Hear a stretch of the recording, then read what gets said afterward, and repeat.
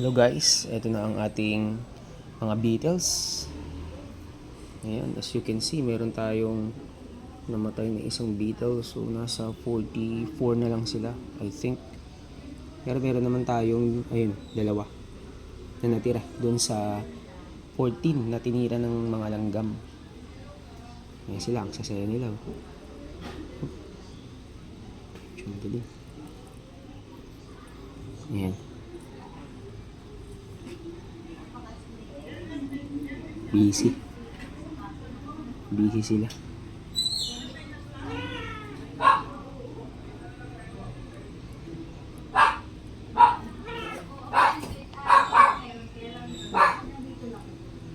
Ang kain niya.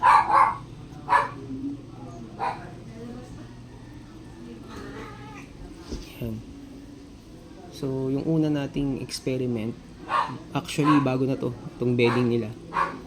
Yung una natin, I think last year, mga October, nilipat na natin. Ito na yun.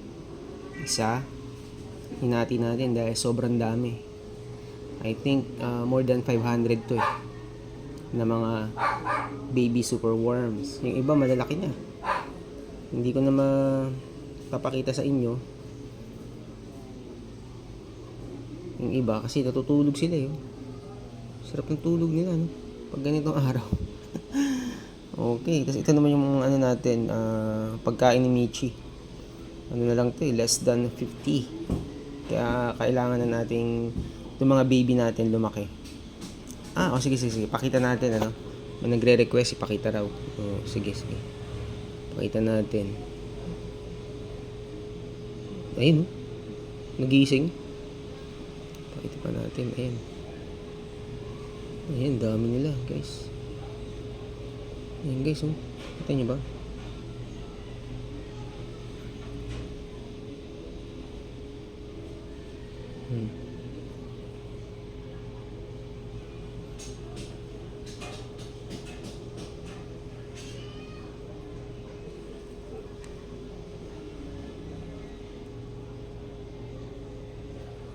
Ang dami niyan, guys.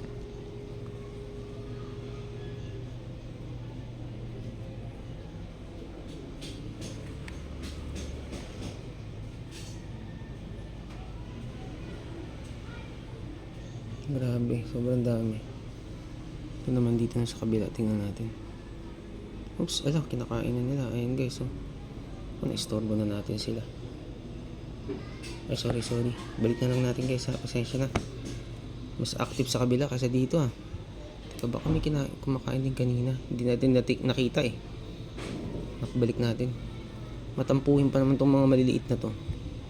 Ay, magpa-istorbo nito, eh. Balik lang natin. Ayan ha, pwede nakakumain. Tinitira nila, no? Mamaya, ubus na ulit yan. Dating ng gabi. So, ayan na sila. Ayun, kumakain din yung mga mga nagpo-produce ng ano natin.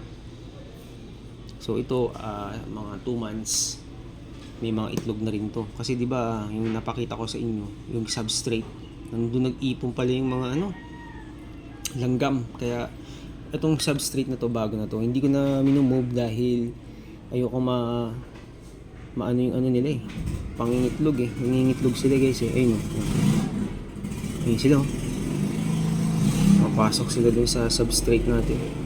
Itong substrate na to, sa mga bago pa lang, madali lang naman gumawa niyan. Ano lang yan, karton. Pagpatong-patungin ninyo, pwede nyo lagyan sa gitna ng goma, kaya naman tape. Siya, pinapakain ko lang. Sa ibaba ko nilalagay kasi pag dito sa mismong bedding nila, sa kanilang oatmeal, nagkakaroon ng bukbok. Kaya ganyan na lang ginawa ko. Sana hindi madaganan yung mga itlog nila. Yung last time, di ba, nagkaroon ng tinira ng langgam yung ating baby superworm. Tapos nakita natin yung tinira ng mga langgam, itlog. Kaya sayang talaga yung maraming itlog dito. Yan, gumawa tayo ng panibago. Bago na yan guys. Kaya yung sa harvest natin, eto yun. I think, may langaw. I think mga 500 to. more than 500. Kasi nag-try ako magbilang, anda. Nakakatawa na, alibang magbilang eh. Tapos guys, I think mga 2 months kailangan ko ng mas malaking space kasi nandito na tayo ngayon sa taas. So yung malaki nating box, dalawa pa lang yan. Itong isang box na to, mga mga dubias yan guys.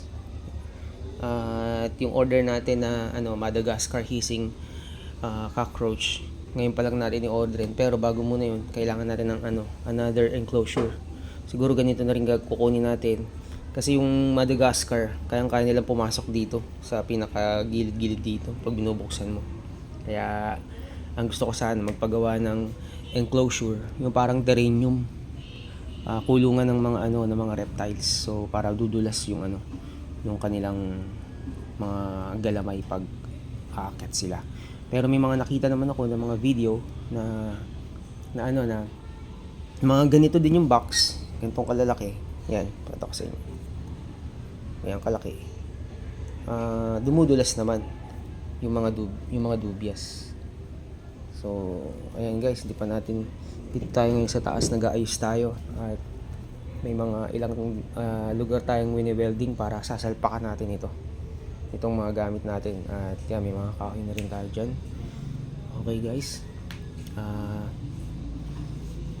kung gusto nyo talaga matuto ng mga ganito at magmamarket kayo, kailangan nyo manood at walang sawang panonood araw-araw.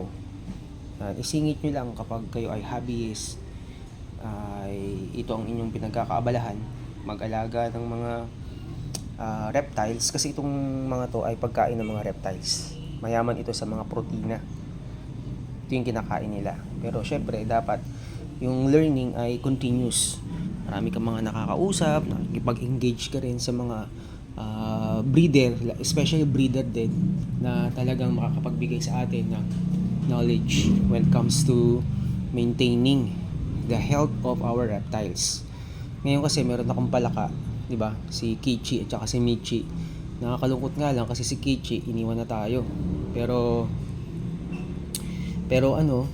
itong si Michi kasama pa natin. Yan. So si Michi kagabi talagang lumapang siya ng 5 nito, guys. 5 ganyan. Hindi ko na na-videohan pero nakakatawa si Michi talaga. Ang takaw ni Michi. Yan. So ito pagkain talaga to ni Michi. Imagine mo guys, ang dami ng pagkain, 500 to. For the next 3 months, meron na siyang food na gantong kalaki. Ang tagal din pala mag-breed nito, kaya kung nagpaplano kayo na mag-business, kailangan yung mag-invest talaga ng time. Pinakamalaking dapat yung ilaan talaga ay panahon sa ganitong pagbi-business ng mga reptiles or mga exotic pets. So yun lang muna mga kasama. God bless sa inyong mga alaga, sa mga may mga palaka, sa may mga bearded dragon, may mga gecko dyan, may mga boa python, ball python, hindi boa, malaki ata yun, ball python, yan. At sa iba pang mga nag-aalaga ng mga exotic pets. Yan. So darating din yung time, magkakaroon din tayo ng bearded dragon, malapit na. Wait lang tayo. Yung mga pusa ko sumisingit talaga naman, nagpapaalam na tayo Okay, hindi ko muna kukuhaan yung ating mga pusa. Dito muna tayo kasi last time nag-video tayo ng mga pusa sa ating isang channel. Okay guys, God bless everyone. Bye bye.